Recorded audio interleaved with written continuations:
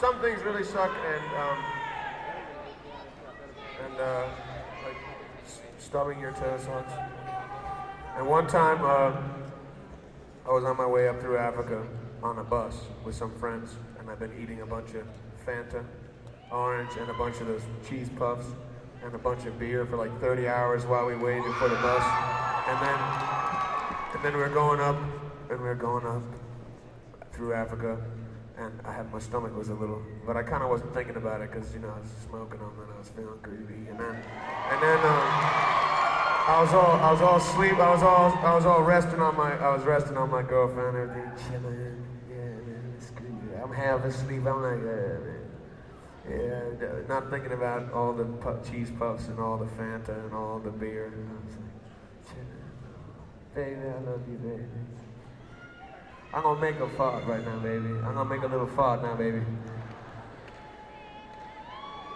The shit was all wrong, man. I crapped myself entirely, and then...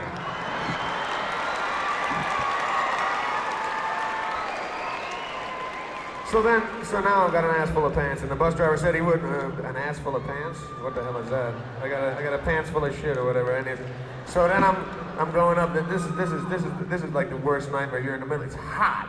It's Africa hot. It's hot. And I'm really looking pissed. And my friends, Julia, my girlfriend, and my man back here, Dolphy, Jonathan, just behind me. I'm like, man, I really shit myself.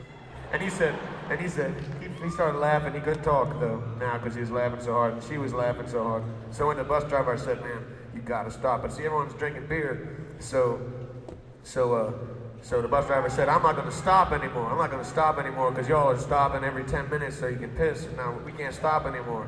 And the poor Afrikaans guys behind me had to piss in beer cans and throw it out the window, and it sprayed back in all over the American guys in the back. It was really bad. And then, so I went up and I said, "Look, man, I gotta get out the bus. I gotta get out the bus. Seriously, gotta stop the bus." He said, "No, I'm not stopping until we get over the Zimbabwe border." I said, "Man, you got to." And he's like, "No," I wasn't gonna say to him, "You know, look, I shit myself. Man, I shit myself. Stop the goddamn bus." Cause then he'd probably turn around and say, I crapped these pants, bro. So I wasn't gonna say that. So I went back and I was like, oh man, this is the worst. Then God looked fondly upon me. If there is one, he was staring down, and he happened to be looking at the bus at that time, and he happened to see through the window that I was in a lot of problems.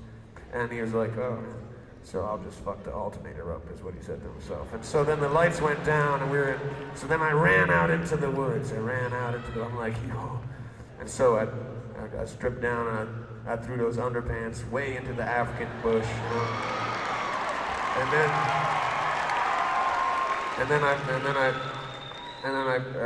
I rolled my pants up. They're pretty nasty, y'all. But this isn't the end of the story yet. This is the good part of this. There's a good part to the story.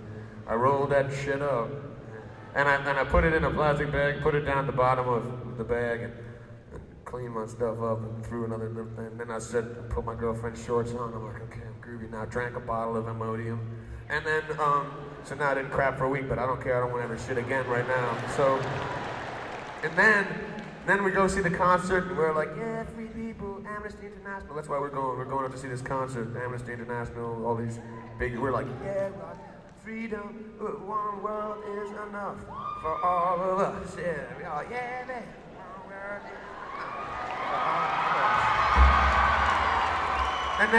enough. And then, wait a second. So then that gets done, and then we go back to Africa, and we get to the South African border, and just before the grace of God set Nelson Mandela free, that government there had some pretty rough police, you know.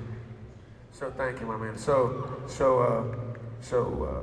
we got these police waiting there at the border, South African border, and they're so psyched because there's all these hippie freaks, fucking, you know, they're communists. You know, they think we're all just communists. We got long hair, they hate us, and we're like, you know, Viva, and we're all baked. So they're thinking, okay, what we'll do is we'll take these bags out of the bus, and they say like, okay, everybody must come. You must stand next to your bag, and you're going to shove your bags. Okay, so I'm like, oh no, man, this is the end. How do I convince the cop not to look in my bag? Because I'm thinking of the cop, you know. And there's this big bald dude. He's like, I'm thinking of him. And he's not thinking of me at all. He's just thinking, I'm going to find the drugs, and I'm going to put him in jail what has the drugs, you know? So he gets to me, and I'm like, look, man, seriously, this is a shitty bag. I got sick in this bag, and you don't want to go in this bag. So he opens that thing up. He's got the look of like, this is my promotion, you know? He zips that thing open, and he whips that thing over. He must have had a cold or something, because the granola box had exploded, and it was all in there, and then he went straight for that plastic bag, and he's like, yo. And he whipped that thing out, he said, and then just headed off.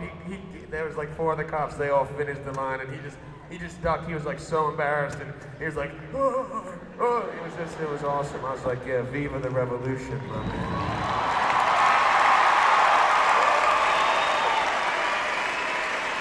The moral of the story is, if you know, because I'm not a promoter or a demoter or anything, but if you were trying to get some shit over the border, put it in some shit, you know.